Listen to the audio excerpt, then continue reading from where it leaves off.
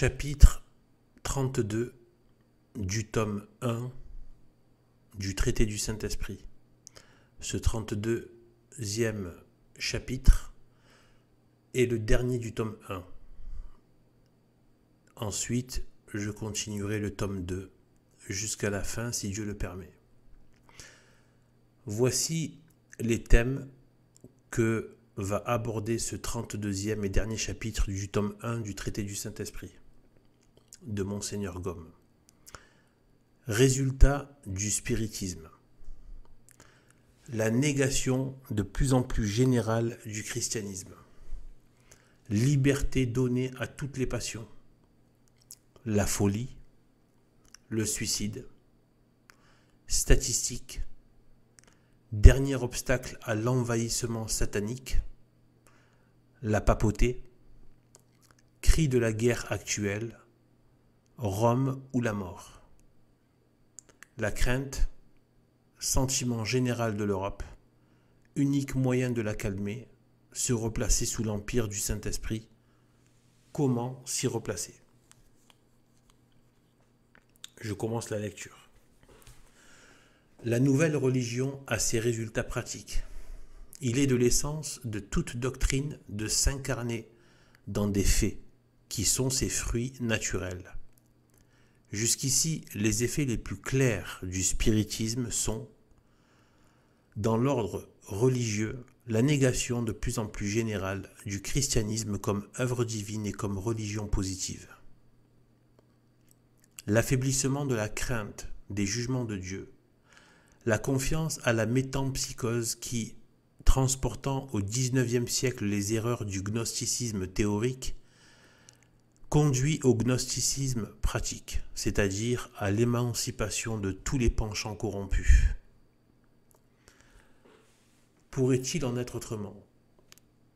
Venir proclamer, au milieu d'un monde comme le nôtre, que les pratiques du catholicisme ne sont pas obligatoires, et que telle vie qu'on ait menée, on en sera quitte pour des peines passagères, que ces peines même iront toujours en diminuant, jusqu'à ce qu'on arrive à un bonheur parfait et éternel. N'est-ce pas jeter l'huile sur le feu et faire à toutes les passions un appel qui sera entendu? Citation. Les chemins de fer, disent avec raison les spirites, ont fait tomber les barrières matérielles. Le mot d'ordre du spiritisme.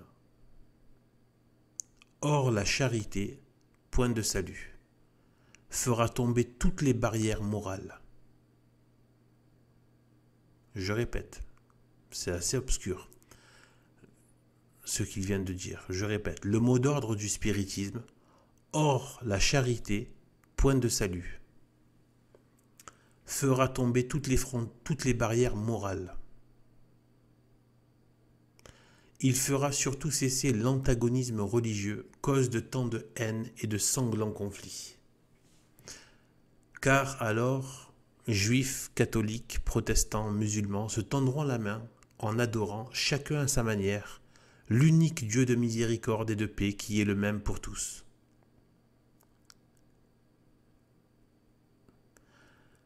Et ailleurs, le principe de la pluralité des existences a surtout une tendance marquée à entrer dans l'opinion des masses et dans la philosophie moderne. Nous le croyons sans peine. Alors je me permets de faire un commentaire parce que je ne m'attendais pas à faire un commentaire aussi rapidement. Mais là, ça me saute aux yeux et c'est trop flagrant et c'est trop en lien avec ce que j'évoque dans mes vidéos, parmi les traits qui sont les plus mis en relief au travers de mes vidéos, de mes positions, des positions que je développe. C'est que là, il dit par rapport au spiritisme, donc il parle du spiritisme, donc toutes les pratiques en dehors de la vérité catholique, voilà, spiritisme, et bon, sans parler forcément des talmudistes, etc., et des musulmans, mais là, il dit clairement que le mot d'ordre du spiritisme, hors la charité, point de salut. Ce qui veut dire que, reprenez un peu le thème que je dis par rapport à la charité, dévoyé la charité comme instrument diabolique. Le diable a réussi à détourner la charité contre la vérité, contre les exigences morales de base, l'ordre des choses. En fait, tout est détruit au nom de la charité. Je répète, il dit « Or la charité, point de salut ». C'est-à-dire que c'est vraiment ça qu'ils mettent en avant. Et c'est vraiment ce que j'arrête pas de développer, qu'ils mettent ça en avant. Et regardez ce qu'il dit « Fera tomber toutes les barrières morales ». C'est-à-dire que voilà, c'est au nom de cette charité qui est fausse, qui est malsaine, qui est viciée, qui pue la langue du démon, etc. Eh bien, que ils veulent faire tomber toutes les barrières morales. Et écoutez bien, c'est pas terminé. Il fera surtout cesser l'antagonisme religieux. Donc vous voyez très bien ce qui n'a de cesse de venir avec les modernistes, c'est-à-dire l'œcuménisme et qu'on peut se sauver par n'importe quelle religion. Cause de tant de haine et de sanglants conflits. Donc c'est ce que prétextent justement les faussaires de la charité, les pseudo-charitables, les pervers de la fausse charité. C'est-à-dire qu'en fait, les antagonismes religieux, donc entre le bien et le mal, causent de tant de haine, entre aussi la vérité et le mensonge, etc., causent de tant de haine et de sanglants conflits. Donc on criminalise le fait de défendre la vérité. C'est exactement ce dans quoi on est aujourd'hui. On vous attribue tous les crimes, toutes les pires abominations, juste parce que parce qu'on défend la vérité. De quoi dépend justement tout le reste, le bien, la charité, etc., etc. Et donc, d'où la foi. La foi, c'est lié à la vérité, évidemment. Car alors, écoutez bien, donc on voit vraiment Vatican II, la lèpre, le satanisme Vatican II, du modernisme Vatican II. Car alors, juifs, catholiques, protestants, musulmans se tendront la main en adorant, chacun à sa manière. Voilà, chacun sa voie de salut, comme le dit Vatican II, avec toutes les ordures de faux papes. Donc de Jean 23 à cette ordure, donc Bergoglio, chacun à sa manière, c'est-à-dire chacun prend une voie du salut dans son délire pseudo-religieux, et donc mais qu'en fait qui mènerait à un seul Dieu, au même Dieu, donc l'unique Dieu de miséricorde et de paix, qui est le même pour tous. Vous voyez là, il a fait parfaitement le lien entre la fausse charité, comme c'est utilisé pour détruire la vérité et le bien moral, etc., etc., et ensuite pour favoriser justement l'indifférentisme religieux, et donc l'indifférentisme entre la vérité et l'erreur, sauf que si on perd la vérité, on ne peut pas se tenir dans la charité, la vraie charité, celle de Dieu, l'amour de Dieu, voilà, qui est le principe et la finalité. L'amour de Dieu, c'est le principe, c'est-à-dire même quand on aime son prochain comme soi-même, c'est toujours pour l'amour de Dieu. Tout part et revient à Dieu. Voilà. Tout cet ordre-là, évidemment, ne trouve plus aucune résonance dans les esprits modernes. Ils n'ont plus ça. On le sent qu'on n'arrive même plus à dire l'amour de Dieu. Vous n'avez pas remarqué qu'on n'arrive même plus à le dire? L'amour de Dieu, le premier commandement a été complètement mis de côté au nom d'adorer et de lécher entre les orteils du pire égorgeur dégueulasse qui vient du fin fond lugubre de la terre. Vous voyez, c'est ça en fait en réalité qu'ils font. C'est ça. Et qui détestent le christianisme et tous les blasphémateurs et tous les haineux et tous les ennemis avérés de la Sainte Église catholique de Jésus-Christ, eh bien, la charité ne va que pour eux. Et attention, sans aucune contrepartie de repentance, de conversion, ni rien du tout. Et au contraire, dévastation, c'est ouvrir la bergerie au loup. Au nom de la charité, on fait passer, donc, en fait, on s'inquiète du sort du loup au lieu de s'inquiéter du sort de la bergerie des brebis innocentes. Vous comprenez? Donc, au nom de cette fausse charité, on s'inquiète de celui qui scandalise et non pas de ceux qui sont scandalisés, à commencer par ceux qui sont offensés, à commencer par Dieu, et scandalisés, c'est-à-dire conduits à la perdition, amenés à la perdition, c'est-à-dire les victimes de ces scandales. Voilà, donc là, c'est vraiment, je ne pouvais pas passer à côté. Donc je vois que vraiment, c'est un point névralgique qui revient là. Et un esprit aussi fort que, et comment dire, clairvoyant et tellement, voilà, qui rejoint ça et qui fait le lien entre ça et tout le reste et toute la lèpre du modernisme actuel, c'est vraiment extraordinaire. On continue. Et on laisse tranquillement se propager une pareille religion. Dans l'ordre social, ces effets ne sont pas moins désastreux. Elle se traduit par la folie et par le suicide. Ici encore, nous dirons, il en devait être ainsi. Satan est l'éternel ennemi de l'homme. Quiconque joue avec lui joue avec le feu. Victime de sa témérité, il marche à la démence, croyant marcher à la raison, à la vie, croyant marcher à la mort. Tuer l'homme dans son âme et dans son corps est le dernier mot du grand homicide.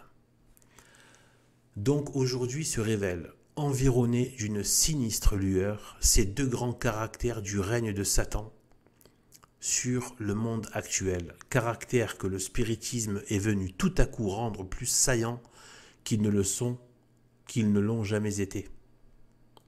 Ici, les chiffres sont d'une éloquence effrayante. Le nombre des aliénés en traitement dans les asiles de la France, constaté pour la première fois en 1835, était à l'époque de 10 539.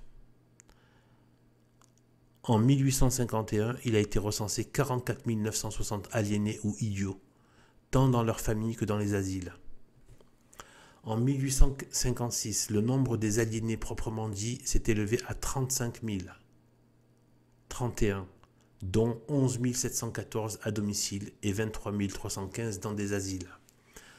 En 1861, il a été recensé dans les 86 départements de l'ancienne France 14 853 aliénés, proprement dit, à domicile, près de 20% de plus qu'en 1856. Au 1er janvier 1860, le nombre des aliénés dans les asiles était de 28 706. Comme ce nombre s'accroît sans relâche, nous n'hésitons pas à le porter à 29 500 en juin 1861. Ce serait ainsi un total de 44 353 aliénés dans les asiles ou à domicile. En réunissant les aliénés, les idiots et les crétins, on a pour l'ancienne France en 1861 un total de 80 839 malades. Ainsi, dans l'espace de des 26 dernières années, le nombre des fous recensés en France a presque triplé.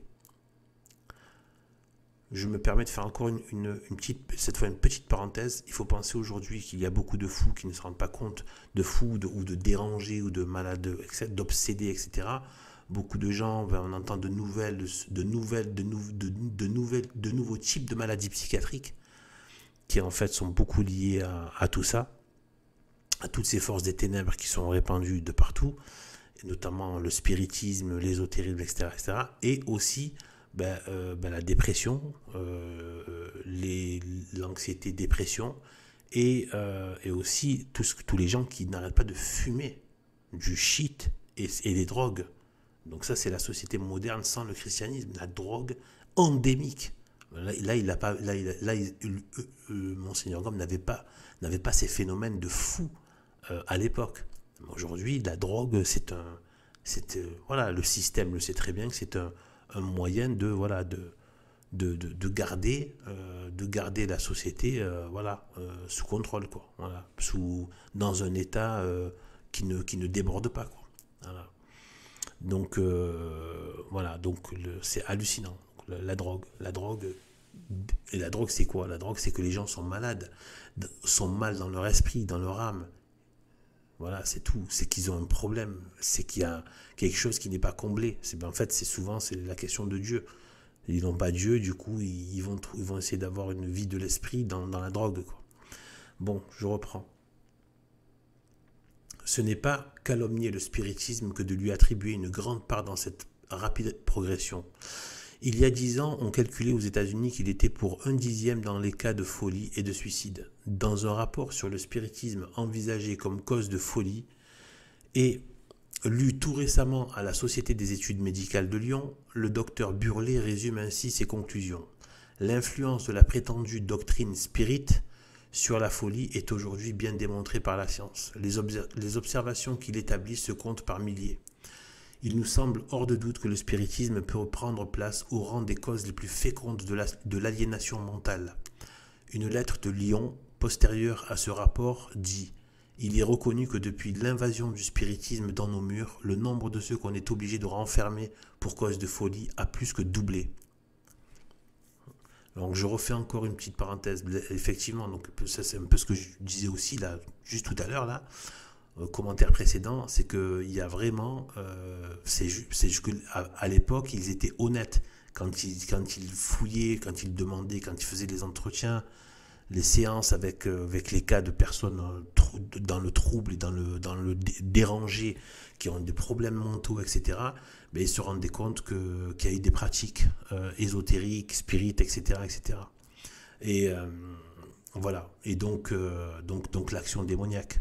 Et aujourd'hui, c'est évidemment complètement négligé. Et quand même ça leur venait aux oreilles, ils ne le prendraient même pas en compte en disant oui, bon, voilà. Voilà. Donc en fait, oui, c'est bien ça, ça crée vraiment des gros problèmes mentaux parce que évidemment, ça donne l'accès à l'âme, et l'âme est reliée au corps par la psychologie, donc forcément, voilà. Donc, je continue. Partout où s'établit le spiritisme se manifeste une progression analogue.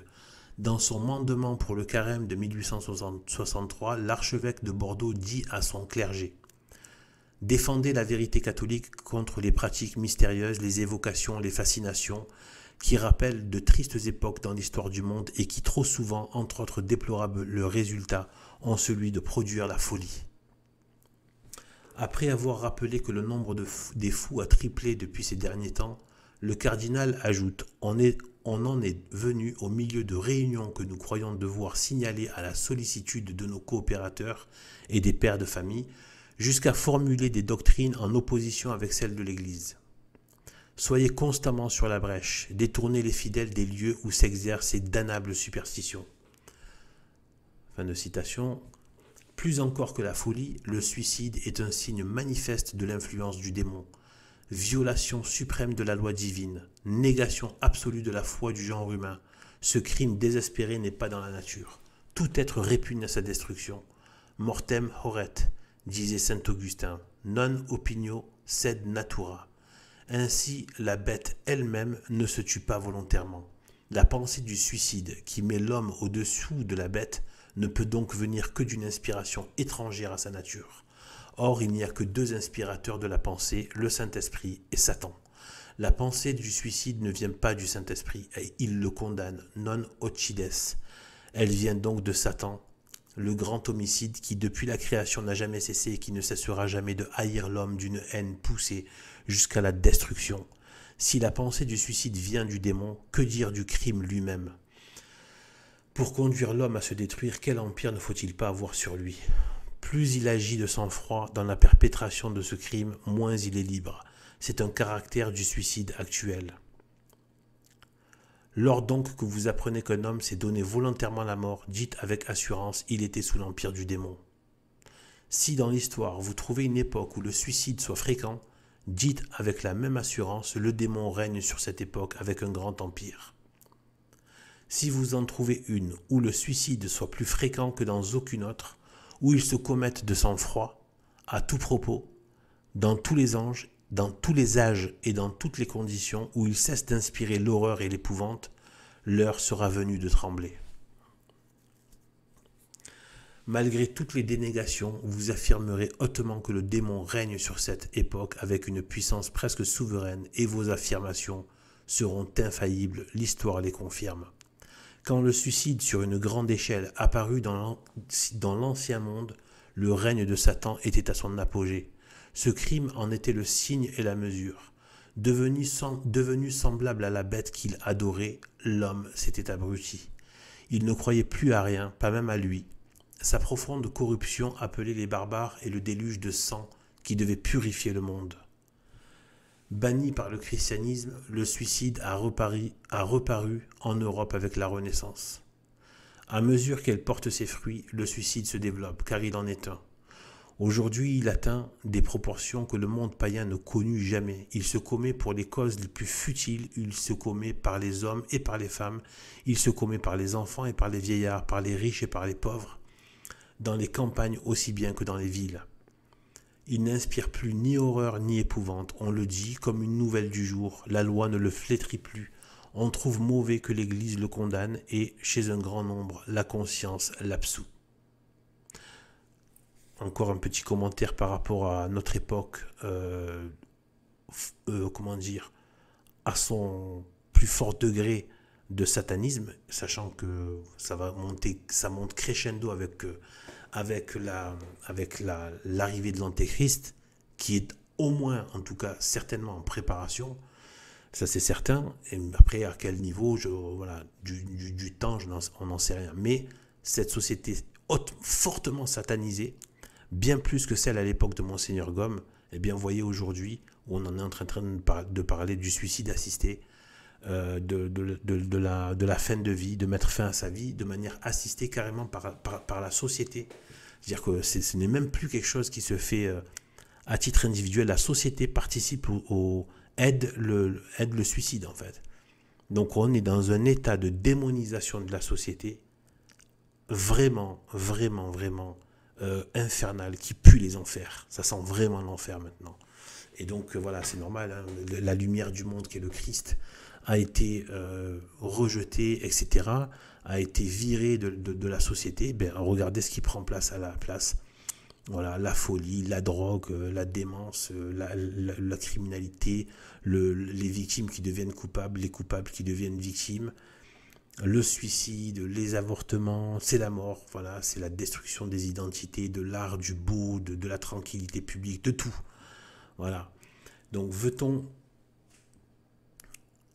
voir dans sa hideuse splendeur ce signe du règne satanique sur le monde actuel? En 1783, Mercier écrivait dans le Tableau de Paris, citation, « Depuis quelques années, on compte environ 25 suicides par an à Paris. » À cette époque, le suicide était à peu près inconnu dans les provinces. Il y conservait son caractère odieux, à tel point qu'un seul cas suffisait pour jeter l'épouvante dans toute une contrée. Un demi-siècle après Mercier, Paris a vu 56 suicides dans un mois. Au reste, voici pour la France la statistique officielle du suicide pendant l'année 1871. Le nombre des suicidés en France est en moyenne de 10 à 11 par jour, soit 3899 par an. Sur ce nombre, on compte 842 femmes et 3057 hommes. 16 enfants se sont donné la mort, 9 de 15 ans, 3 de 14 ans, 2 de 13 ans, 2 de 11 ans.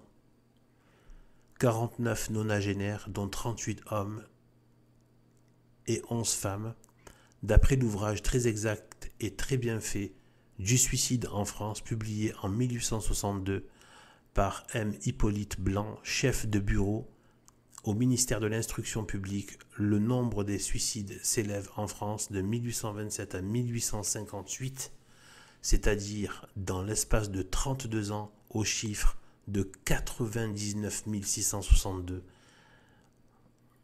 Voilà, en 32 ans, quasiment 100 000 suicides. Eh bien, ce que je vais faire, je vais juste faire une pause pour regarder le nombre de suicides actuels en 2024, juste pour voir par année dans cette République. Et je reprends la lecture. Bon voilà, donc je viens de regarder dans Google et j'ai fait aussi le calcul pour faire le comparatif avec les 32 ans qu'ils ont pris sur un espace de 32 ans. Donc d'abord par an en France, en gros, en moyenne, c'est entre 8000 et 9000. On peut dire que ça s'attend plutôt vers 9000 suicides par an, uniquement dans la République 1789, qui est devenue ce pays. Donc, si on peut encore parler de pays, ce territoire. Donc 9000 suicides par an. 9000. Du coup, je me suis dit, tiens, je vais prendre la même tranche de temps que dans ce livre. 32 ans. Eh bien, j'ai fait donc tout simplement 9000 fois 32 égale 288 000. C'est-à-dire que ça a triplé. On a vu que c'était à peu près 100 000.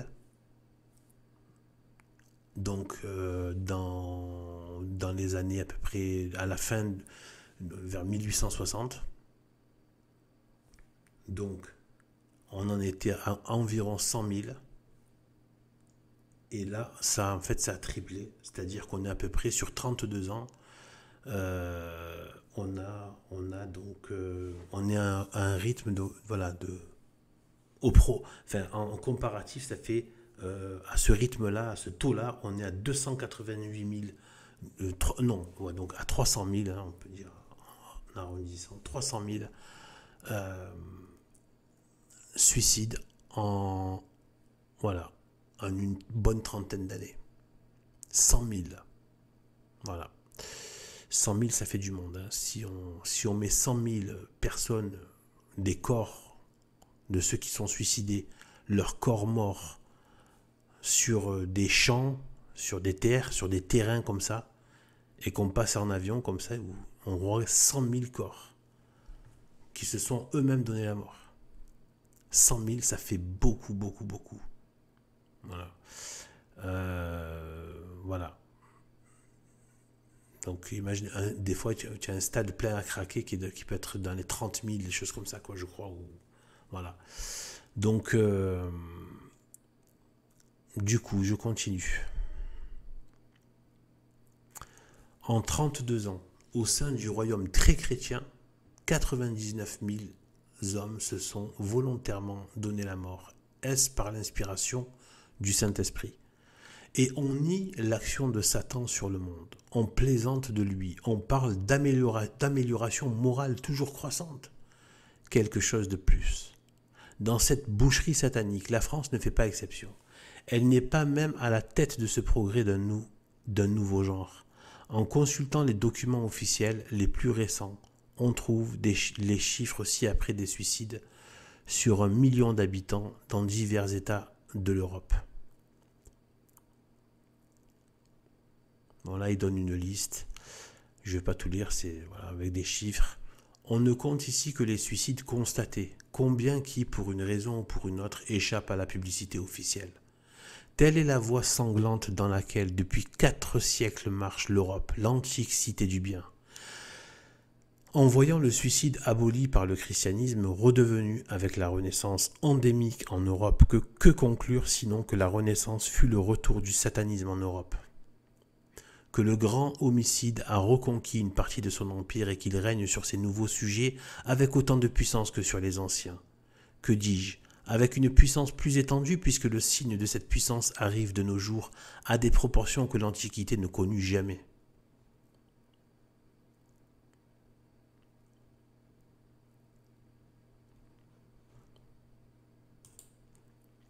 Grâce au spiritisme, ces proportions vont chaque jour se développant. Avec le spiritisme disparaît la crainte de l'enfer. Souvent même les esprits appellent à eux les vivants et les engagent à entrer par la mort dans une nouvelle incarnation plus parfaite ou même à jouir de l'état d'esprit pur.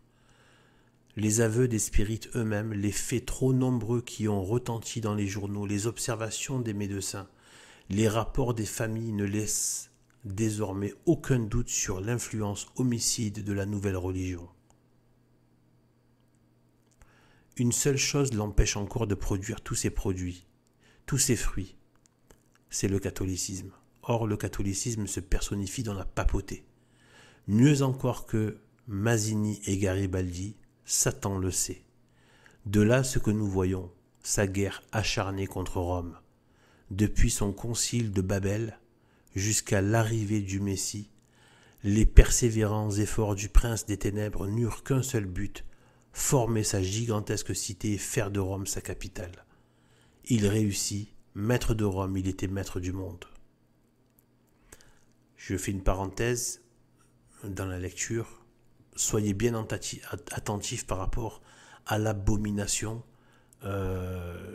et par rapport au Vatican, la perversion du Vatican, les modernistes, et donc ceux que défendent toutes ces ordures modernistes, notamment sur Internet et tout ça, et qui passent leur temps à essayer de défendre cette horreur, cette apostasie, cette corruption, cette honte, cette dépravation de l'institution, etc., etc. Donc non content de voir les fruits maudits, les fruits de mort, les fruits d'apostasie, les fruits d'insultes à la foi chrétienne, etc. En plus, ils osent la défendre et s'en prendre à ceux qui veulent garder la tradition et l'Église de toujours. Même quand on n'est qu'une petite poignée de quelques poussières, c'est affolant ce degré d'iniquité en fait. Et donc, regardez, là, il va parler de ça avec les apports et la qualité de ces apports. Là, comme il les formule, etc. et toutes les ressources qu'il amène. Aussi, les apôtres sont à peine armés du Saint-Esprit que Rome devient l'enjeu du combat. Rome ou la mort est le cri de guerre de la cité du bien et de la cité du mal. Pendant 3 siècles, il retentit de l'Orient à l'Occident. 11 millions de martyrs attestent l'étendue de la mêlée et l'acharnement de la lutte. Pour le Verbe incarné, Rome veut dire l'Empire. Pour Satan, la mort veut dire la perte de Rome et de l'Empire. Qui ne serait frappé de voir, après 18 siècles, Rome redevenir l'enjeu du combat, et le cri de guerre Rome ou la mort, servir de mot de ralliement aux 2 camps opposés. Entre tous les signes des temps, celui-ci ne semble pas le moins digne d'attention. Que Rome soit le cri du monde actuel, le cri qui domine tous les autres, c'est un fait qui n'a pas besoin de preuves. Rois et peuples, diplomates et penseurs, écrivains et soldats, catholiques et révolutionnaires, tous convoitent Rome à des titres différents. Aujourd'hui, plus que jamais, la haine et l'amour se disputent Rome. Et tout ce qui parle de Rome remue les âmes, excite la double passion du bien et du mal. Que prouve ce drame suprême que le monde n'a vu qu'une fois? Ce qu'il prouvait il y a 18 siècles. Il prouve que Rome est toujours la reine du monde. Il prouve que Satan, expulsé de son empire et mis au fer par le Rédempteur, a brisé sa chaîne et reformé sa cité. Cité redoutable qui se compose d'une grande partie de l'Europe enlevée au christianisme. Il prouve que pour la reconstituer telle qu'elle était autrefois, il n'a plus qu'à lui rendre Rome, son ancienne capitale, qu'il la veut à tout prix et que pour s'en emparer, il marche à la tête d'une immense armée de renégats, de reculants, aujourd'hui comme autrefois, devant aucun moyen, ne reculant aujourd'hui comme autrefois, devant aucun moyen et se promettant une prochaine victoire qui, suivant le mot de Pie IX, recommencera l'ère des Césars et des siècles païens. C'est-à-dire replongera le monde dans l'esclavage moral et matériel dont le christianisme l'avait tiré. Rien de plus vrai que cet oracle. Or, s'il est manifeste que le monde se soustrait de jour en jour plus complètement à l'influence du Saint-Esprit, il n'est pas moins évident qu'il tombe dans une proportion analogue sous l'empire du mauvais esprit et se dévoue à toutes les conséquences de sa coupable infidélité. Le passé est l'histoire de l'avenir. Malgré les prédictions rassurantes de leurs faux prophètes, les nations actuelles ont le pressentiment de ce qui leur est réservé. Elles ont peur. Ce sentiment indéfinissable, inconnu des époques régulièrement constituées, forme un des caractères de la nôtre. L'Europe prend des villes réputées imprenables et elle a peur. Avec une poignée de soldats, elle remporte au loin des victoires éclatantes sur des ennemis puissants et elle a peur. 4 millions de baïonnettes veillent à sa défense et elle a peur. Elle dompte les éléments, elle supprime les distances, elle chante avec orgueil les miracles de son industrie. L'or en abondance coule de ses mains. Dans ses vêtements, la soie a remplacé la bure. La nature entière est devenue tributaire de son luxe. Sa vie ressemble au festin de Balthazar et elle a peur. La peur est partout. Les nations ont peur des nations. Les rois ont peur des peuples. Les peuples ont peur des rois. L'homme a peur de l'homme. La société a peur du présent et plus peur de l'avenir. Elle a peur de quelqu'un ou de quelque chose dont le nom est un mystère. Pourquoi a-t-elle peur? Parce que l'intellect de sa conservation l'avertit, qu'elle n'est plus régie par l'esprit de vérité, de justice, de charité. sans lequel il n'y a ni ordre possible, ni société durable, ni sécurité pour personne. Ces craintes ne sont pas vaines. Pour les nations comme pour les individus, entre la cité du bien et la cité du mal, entre Bélial et Jésus-Christ, pas de milieu. Or, en revenant dans le monde, Satan, quoi qu'en disent ses apologistes, y revient tel qu'il a toujours été, tel qu'il sera toujours, la haine. Forçat de l'enfer, qu'il sorte du bagne, débarrassé de la puissante camisole de force qu'on appelle le catholicisme, et nous verrons ce qu'il fera. Orgueil et cruauté, mensonge et volupté, il fera demain ce qu'il a fait à toutes les époques où il fut Dieu et roi, ce qu'il continue de faire chez toutes les nations soumises encore à son empire. La guerre sera partout, le sol se couvrira de ruines, on verra couler des fleuves de larmes et des fleuves de sang. L'humanité avilie subira des outrages inconnus dans l'histoire, châtiment adéquat d'une révolte contre le Saint-Esprit, sans analogue dans les annales des peuples chrétiens. À moins d'un miracle, tel est, il ne faut pas se le dissimuler, l'abîme béant vers lequel nous marchons. Comment nous arrêter sur la pente? Arrière tous les moyens de salut de la sagesse humaine. Non, 100 fois non. L'Europe, infidèle au Saint-Esprit, ne sera sauvée ni par la philosophie, ni par la diplomatie, ni par l'absolutisme, ni par la démocratie, ni par l'or, ni par l'industrie, ni par les arts, ni par l'agiotage, ni par la vapeur, ni par l'électricité, ni par le luxe, ni par les beaux discours, ni par les baïonnettes, ni par les canons rayés, ni par les navires cuirassés. Comment donc sera-t-elle sauvée si elle doit l'être? La réponse est facile. Perdu pour s'être livré à l'esprit du mal, le monde moderne comme le monde ancien ne sera sauvé qu'en se donnant à l'esprit du bien. L'enfant prodigue ne retrouve la vie qu'en retournant à son père. Pour ceux qui ne connaissent pas, c'est la parabole de l'enfant prodigue dans l'Évangile. Et c'est magnifiquement... ça vient faire une chute absolument magnifique, vraiment... Voilà, il fait le retourner au Saint-Esprit comme l'enfant prodigue qui retourne à son père. Et on sait que c'est l'image de Dieu, évidemment. Donc du pécheur qui retourne à son père et qui redevient, bon, vous savez. À raison des dangers incalculables qui en ce moment menacent la vieille Europe, ce retour au Saint-Esprit prompt, sincère, universel est la première nécessité du jour. Pour le montrer même aux aveugles, nous avons rappelé l'existence trop oubliée des deux esprits opposés qui se disputent l'empire du monde et qui le gouvernent, avec une autorité souveraine. Nous avons constaté l'alternative impitoyable dans laquelle se trouve le genre humain, de vivre sous l'empire de l'un ou de l'autre. Enfin, l'histoire universelle, résumée dans le tableau parallèle des deux cités, nous a dit ce qui revient à l'homme d'être citoyen de la cité du bien ou citoyen de la cité du mal. Savoir ce qui doit être fait ne suffit pas, il reste à donner les moyens de le faire, connaître le Saint-Esprit afin de l'aimer, de l'appeler, de nous replacer sous son empire et d'y rester. Tout est là. Jusqu'ici, nous avons montré l'œuvre plutôt que l'ouvrier, l'œuvre extérieure et générale plutôt que l'œuvre intime et particulière, le corps plutôt que l'âme. Il faut maintenant faire connaître en elle-même cette âme divine de l'homme et du monde, cet esprit créateur à qui le ciel et la terre sont redevables de leur brillante parure, cet esprit vivificateur qui nous nourrit comme l'air, qui nous enveloppe comme la lumière, cet esprit sanctificateur, auteur du monde de la grâce et de ses magnifiques réalités.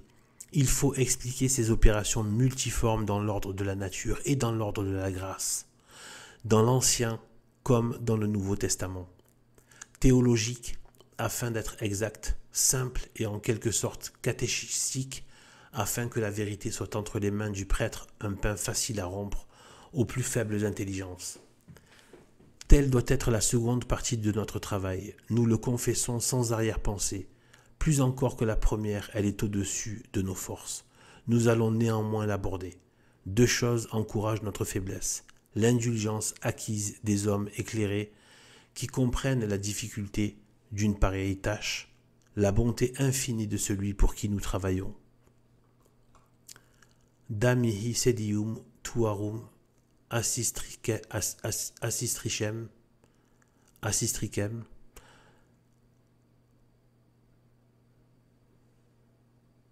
sciensem ut mecum sit et mecum laboret. Voilà, c'était un peu mal écrit là à la fin, il y avait quelques erreurs de caractère, et puis après, difficulté aussi à le dire en latin. Voilà, donc la fin du premier tome, et c'est vraiment une fin en beauté, hein, c'est magnifique.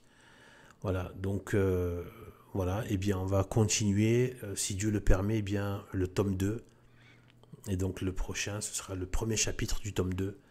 Réécoutez si vous voulez, c'est vraiment très très, il y a quelque chose à laisser, il y a un parfum à laisser se dégager dans notre esprit, un parfum du bon esprit, de l'esprit du bien, qui est dans ce dernier chapitre du tome 1, et qui est bon à... Voilà, il y a quelque chose de fort et de bon et de doux, et en même temps ben en fait oui, voilà, vraiment il y a de l'inquiétude aussi forcément, voilà, étant donné sous quel empire on est passé. Voilà, et bien sur ce, que Dieu nous bénisse, à bientôt.